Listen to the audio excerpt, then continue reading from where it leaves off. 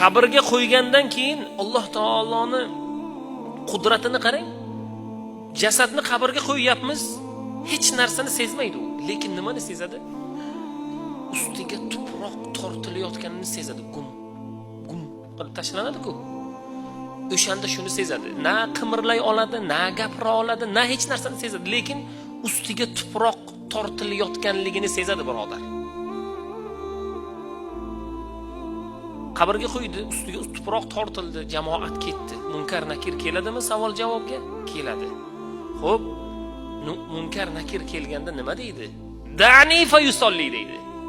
Meni qo'yib yuboringlar, men 2 rakat namoz o'qib olay deydi. Ihson qilay demaydi. Ota-onamdan xabar olay demaydi. Shirkatlarim bor edi, o'shani ahvoli nima bo'ldi demaydi. Bolalarim bor edi demaydi. Meni qo'yib yuboringlar, men 2 rakatgina namoz o'qay deydi. Mana shu 2 rakat namoz o'qish ham o'likda imkoniyati yo'q. Bizda bugun bor. O'qing, qancha xohlasangiz o'qing. Peshonani sajdaga qo'ying, Robbimizdan yolvorib so'rang. O'lik vafot etgandan keyin yo'q u narsa, birodar. Qo'yib yuboringlar deydi farishtalarga. Men 2 rakat namoz o'qib olay deydi.